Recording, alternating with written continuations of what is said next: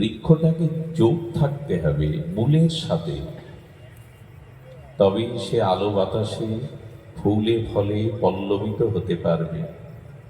মূল থেকে, স্কন্দ থেকে কেটে বৃক্ষটাকে রেখে দিন, জগতের আলো বাতাস বইছে কিন্তু ফুল আর হবে না, ফলও ধরবে না, কচি পল্লবিত বৃক্ষ শোভা আর আসবে না।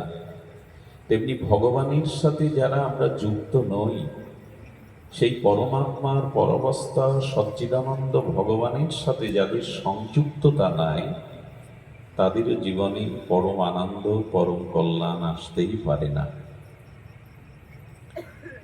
প্রতিটি জীব কিন্তু ভগবানকেই চায়। খুব ধ্যান দিয়ে শুনবেন, প্রতিটি জীবের প্রতিটি সত্তা ভগবানকে চায়। কথাটি সকলে মেনে নিতে পারবেন না, সকলে ভগবানকে চায়।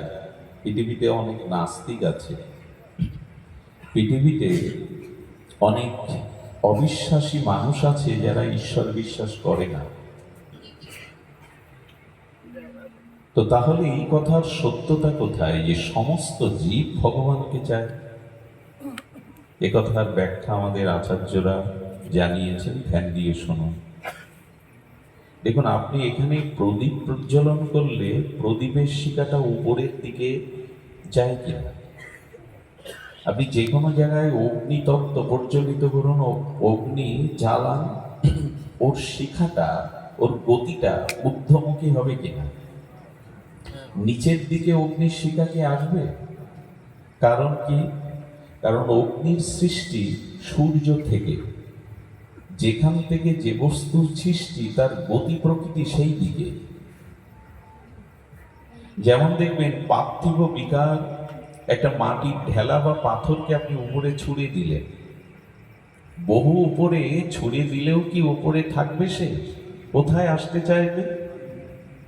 তার গন্তব্য যেখানে, যার সৃষ্টি যেখানে, যার উৎপত্তি যেখানে, ও সেখানেই ফিরে আসতে চাই কিনা? তেমন জল তত্ত্বকে আপনি যত উপরে তুলুন, জল দেখবেন বিন্দু বিন্দু আকারে গড়িয়ে নিম্নগামী হবে, কারণ সমুদ্র জলের উৎস, নিচের দিকেই যাওয়ায় জলের স্বভাব। তেমনি আমাদের সৃষ্টি ভগবান থেকে। পিতামাতা রক্তবীর্য দিয়ে আমার শরীরটা দিতে পারে, রক্ত মাংসের প্রপঞ্চ পিণ্ড এই শরীরটা পিতামাতা দিতে পারে, আত্মা দেওয়ার ক্ষমতা পিতামাতা আছে কি? তো আত্মা আমার দেহের সাথে যুক্ত না হলে, প্রপঞ্চের সাথে সচ্চিদানন্দ আত্মা যুক্ত না হলে, আমি পৃথিবীতে জীব রূপে, মানুষ রূপে পরিচয় দিতে পারতাম কি? আমি তো তখন মৃত। আত্মা দেহে নাই মানে, আত্মার সংযুক্তি নাই মানে আমি মৃত। এই জন্য পিতামাতা আমাকে দেহটা দিতে পারে, রক্ত মাংসের পিণ্ড প্রপঞ্চময় শরীরটা দিতে পারে, আত্মা দিতে পারবে না। এই আত্মার অংশই আমরা। তুলসীদাস গোস্বামী বলেছেন, ঈশ্বর অংশ জীব অবিনাশী, চেতন অমল সহজ সুখ রাশি। গীতায় ভগবান বলেছেন, মামই পাংশ জীবলোক জীবভূতা সনাতন। তুমি আমার অংশ, সেই চিৎকণ সচ্চিদানন্দের পরম অংশরূপ আত্মা রূপে আমি তোমার সাথে যুক্ত রয়েছি। যেহেতু তুমি আমার অংশ, আমার থেকেই তোমার সৃষ্টি, তাই তোমার গতি প্রকৃতি আমার দিকে। কিন্তু মানুষ অনেকেই নাস্তিক্যবাদী ঈশ্বরকে যে মানে না, আর আমাদের গতি ভগবানের দিকে, সেটাও তো আমরা লক্ষণে দেখি না। আমাদের গতি তো বিষয়ের দিকে, ভোগের দিকে, কামের দিকে, সংসারের দিকে, শরীরের দিকে, অর্থের দিকে, মান সম্মান পদ প্রতিষ্ঠার দিকে। ওই ভগবানের দিকে তো সহজে আমাদের গতি যায় না।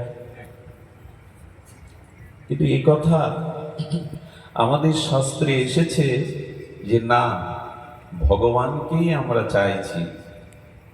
দেখুন, ভগবানের পরিচয় দিতে গেলে আমাদের এভাবেই পরিচয় দিতে হবে। ভগবত তত্ত্ব কি? ভগবানের তাত্ত্বিক তত্ত্ব কি?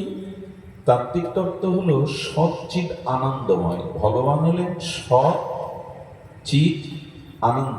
এভাবে না জানলে কিন্তু আবেগে ভগবানকে জানা যাবে না। হই হুল্লোড় করে আবেগতাড়িত হয়ে পরতত্ত্ব ভগবানকে জানা যাবে না। গীতা, ভাগবত, উপনিষদ, ঋষিদের সেই সাধনার উপলব্ধিতে তারা জানিয়েছেন ভগবান মানে সৎ চিৎ আনন্দ। এই তিনটি তত্ত্ব সমন্বিত যেখানে, সমষ্টি যেখানে, তাকে বলে ভগবান। সচ্চিদানন্দপূর্ণ কৃষ্ণের স্বরূপ। অমল পুরাণ সর্ববেদান্ত সার ভাগবত তাই বলেছেন, সচ্চিদানন্দ রূপায় বিশ্ব উৎপত্তাদি হেতবে তাপত্রায় বিনাশায় শ্রীকৃষ্ণ বয়ান নমঃ। ভগবান কিরূপ না, তিনি সৎ, তিনি চিৎ আনন্দময়। দেখুন প্রতিটা জীব ভগবানকে চাইছে কিনা এই তত্ত্বের দ্বারা নিরূপণ করেছেন আচার্যরা। ধ্যান দিয়ে শুনুন। সৎ বলতে যা ত্রৈকালিক সত্য আছে, পূর্বে ছিল, এখন আছে, ভবিষ্যতেও থাকবে, যা সর্বত্র সর্বদা।